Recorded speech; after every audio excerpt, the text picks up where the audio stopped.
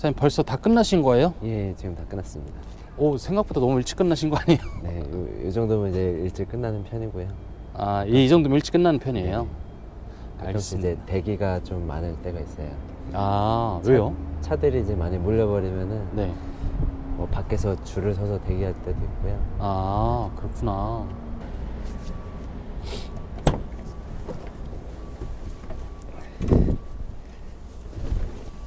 사장님 그래도 이 일에 만족은 하세요? 네, 지금 만족하고 있습니다. 뭐 잠 못 자는 거는 시작하기 전에도 어느 정도 생각했던 부분이라. 그리고 지입차랑 일반 화물차랑 차이점이 있다면 어떤 차이점인지 알 수 있을까요? 지입차는 이제 화물차하고 영업용 번호판은 네. 이제 제 화물차 소유가 아니고 지입회사 소유로 해서 이제 매달 일정 수수료를 내면서 일을 하는 거고요. 네. 개인으로 하시는 분들은 이제 화물차 명의랑 영업용 번호판을 직접 구매를 하셔가지고 자기가 자영업처럼 자기가 직접 하고 싶을 때 할 수 있는 거죠. 그러니까 쉽게 말해서 일반 개인 화물 같은 경우에는 자영업자라고 보면 되는 거고, 네네. 지입차 같은 경우에는 이제 자영업자지만 회사 소속이라고 보면 되는 거고. 그렇죠. 그럼 사장님은 이 일을 하시면서 어떤 거에 대한 만족도가 있으신 거예요? 아무래도 이제 제가 일을 지금처럼 이제 하나 끝냈을 때 네. 사실 이제 저 혼자만 잘해도 되는 거잖아요. 그쵸. 그러니까 사실 이제 회사 다니면은 어떤 업무 하나를 할 때도 이제 여러 명이서 합을 맞춰서 해야 되는 반면에 이제 그런 이제 다른 사람들 신경 안 쓰고 그냥 저 혼자 할 수 있는 게 제일 큰 것 같아요. 그럼 저기 다른 지역에 저기 멀리 지방 같은 데도 내려가고 하시잖아요. 네네. 그러다 보면 그 지역에 잠깐이라도 들려가지고 뭐 맛집을 간다든지 아, 그런 경우도 있어요. 저도 이제 처음에는 그런 상상을 했었는데 네. 그럴 여유가 없더라고요. 시간적인 부분에서. 네. 그래서 어떻게 보면 이제 맛집 투어 대신에 휴게소 투어를 하신다고 보시면 돼요. 그거 나쁘지 않은데 휴게소 투어. 휴게소도 은근히 이제 휴게소마다 그 시그니처 메뉴라고 해야 되나요? 네. 그런 것들이 있잖아요. 그럼 가장 기억에 남는 휴게소 음식이 뭐가 있을까요? 그 안성 휴게소에서 먹었던 그 소머리 국밥이 제일 소머리 국밥. 네. 안성 휴게소는 원래 우동이 유명한 거 아니에요? 모르겠어요. 제가 갔을 때는 전 항상 새로운 식당을 가면은 네. 이 추천 메뉴를 먹어요, 항상. 휴게소에서도. 그래야지 이제 실패할 확률이 적어지니까. 아, 꿀팁이네요, 그것도. 저는 그냥 항상 우동만 먹거든요. 저는 처음에 우동만 먹다가 이거 뭐 하루 이틀 먹는 게 아니니까 그러겠구나. 금방 물리더라고요. 이게 또 보니까 20대부터 60대까지도 아니면 70대 기사님이시죠? 네, 이제 나이랑 전혀 상관없이 요즘에 젊은 사람들도 되게 많이 하잖아요. 네. 20, 30대, 40대 초반 막 많이들 하시는데 그분들은 보통 이거를 처음 시작하고 못 버티고 나가시는 분들로 있지 않을까요?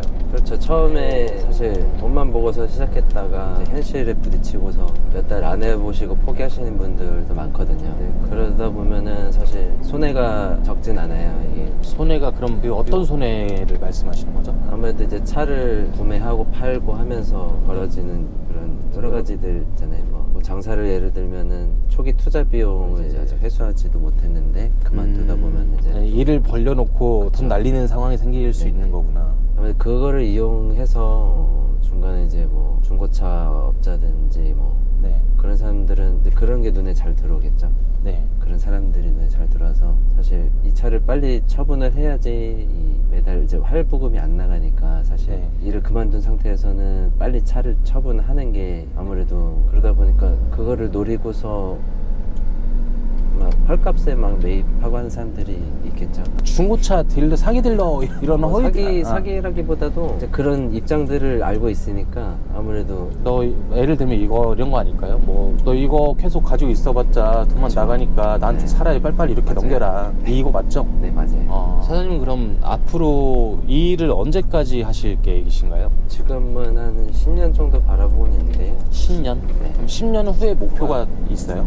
일단은 이 지금 시장 상황이 사실 좋진 않잖아요, 지금. 그쵸, 전체적으로. 네, 전체적으로 봤을 때 물류 쪽도 많이 지금 안 좋아져 있는 상태라 네. 이 시장 상황에 따라서 판단을 좀 해야 될 것 같아요. 그럼 그런 콜들을 다 그 하나 RFS에서 잡아주시는 거예요? 네네. 시간 관리까지 다 해주시는 거예요? 일단은 거의 제가 이제 만약에 상차를 해서 하차지로 넘어갈 때쯤에 네. 대략 이제 하차지 도착 시간을 넘겨줘요. 그러면 이제 그때 시간 맞춰서 다음 넘어갈 짐들을 알아봐 주시고. 처음 시작하시는 분들이 이 네. 일을 막 그 집 사기 때문에 걱정하시는 분들이 많다고 하셨잖아요. 그렇죠. 왜 걱정을 하시는 걸까요? 아무래도 이제 지입사에서 제시하는 어떤 자료들이나 이런 게 사실은 뭐 충분히 만들어내면 낼 수 있는 부분이라 사실은 실제로 이제 일하는 거랑 실질적인 증빙 자료들을 보여주지 않는 이상은 사실 쉽게 믿기가 힘들죠. 아무래도 이게 뭐 쉽게 접근할 수 있는 일도 아니고 초기 투자 비용 자체가 이제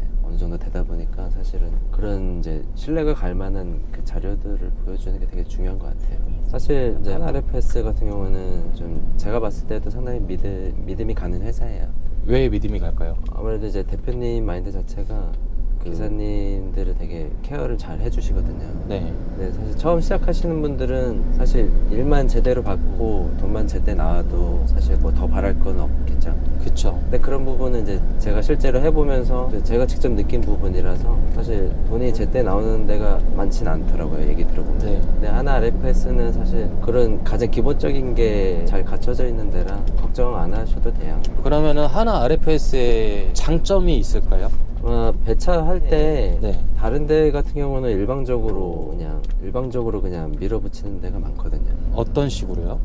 문자 하나만 이렇게 딱 보내놓고서 전화를 안 받는 데도 있고, 그러니까 기사가 알아서 하라는 식으로 하는 데가 많아요. 되게 무책임한 데들이 있구나. 네, 그래서 사실 뭐 어느 정도 조율해야 될 부분이 있으면은 네. 배차팀하고 이제 얘기를 해서 기사 상황에 맞춰서 어느 정도 할 필요는 있다고 보거든요. 근데 이게 뭐 한 건만 말고 뭐 여러 개를 보더라도 사실은 이 회사 이미지 자체가 사실 이 한 건 한다고 해서 이미지가 좋아지는 게 아니잖아요. 그렇죠. 그러니까 여러 개가 이제 쌓여가면서 사실 다른 회사에서도 이 하나 RFS를 찾는 이유가 믿고 맡길 수 있으니까 전화를 해서 이제 의뢰를 하는 건데. 그럼 그 사장님이랑 네. 그 하나 RFS라는 그 회사 사람들이랑 따로 회식도 하고 그러나요? 아니면 기사님들끼리 회식이 모이는 있다고는 했는데 네. 사실 참석하기가 이제 시간 맞추기가 쉽진 않아요. 막 고정일을 하고 있는 기사님들도 있고. 그렇구나. 뭐 면접 때 1년에 한 번 정도 있다고는 들었는데 되게 이제 뭐 그 시간에 하나라도 더 해서 돈을 벌지라는 사람들도 있고요. 그리고 그 혹시 하나 RFS랑 네. 다른 회사들이랑 차별화된 게 좀 있을까요? 그런데 아니면은 그 면접 봤을 때, 인터뷰했을 때 뭔가 다른 점들이 있었다거나 이 하나 RFS라는 회사를 선택한 이유가 있을 거 아니에요? 사실 다른 데를 봤을 때는 뭔가 조금 계약을 하기에 좀 급급해 보이는 부분들이 있었어요. 급하다? 네, 그냥 정리하자면은 일단 사람이 어떻게 일을 하고 네. 어떻게 준비를 해야 되고 뭐 이렇게 자세히 가이드를 해주는 게 아니라 일단 뭐 계약서 쓰기에 급급한 데가 있었어요. 그러다 보니까 사실 그런 부분에서 되게 믿음이 갔던 거죠. 챙겨주는 것 같다는 느낌을 많이 받았어요. 그러니까 사실 이렇게 선탑을 시켜주는 데가 없거든요, 거의. 선탑이라는 건 뭐예요? 그러니까 실제로 기사들이 노선을 띄는 거를 네. 옆에 조수석에 타가지고 네. 실제로 이제 운행을 해보는 거죠. 아. 일이 어떤 식으로 돌아가고 있고 뭐 실제로 이게 진짜 하고 있는 일이 맞는지 실무를 배우는 과정이네요. 그렇죠. 직접 눈으로 보고서 하지 않는 이상 사람들이 이제 쉽게 믿기가 힘들죠. 대리 탁송을 하실 때랑 지금이랑 비교하면 어떤 게 나아요? 지금이 훨씬 낫죠. 훨씬이요? 네. 수익적인 부분에서는 수익적인 부분도 훨씬 나아요. 지금 하나 RFS라는 회사에 소속이신 거잖아요. 네네. 이 회사는 어떠신 것 같아요? 사장님이 개인적으로 봤을 때. 개인적으로 봤을 때는 상당히 믿음이 가고 네. 되게 사실 마음 같아서는 끝까지 함께 가고 싶은 회사예요. 그럼 마지막으로 앞으로 이 화물 운송 일에 대해서 관심을 가지고 계신 분들이 있을 거 아닙니까? 그분들한테 내가 속한 회사는 어떻다, 내가 속한 회사에 추천하는 이유들이 있을 거 아니에요. 뭐 소통이 될 수도 있고 좀 전에 말씀드렸듯이 그분들한테 한마디를 해준다고 하면은 어떤 말들이 있을까요? 아무래도 이 일을 하시는 분들 자체가 다 가장 기본적인 네. 조건들, 일을 제때제때 하고 네. 돈이 이제 제때제때 들어오는 게 가장 기본적인 요건이 아닌가 싶어요. 그래서 사건 사고 없이. 네, 그 부분이 이제 끝까지 가능한 사실 믿음직한 회사라고. 알겠습니다. 오늘 하루 너무 고생 많으셨고요. 네, 다음에 기회는 또 뵙겠습니다. 네, 고생하셨습니다. 고맙습니다.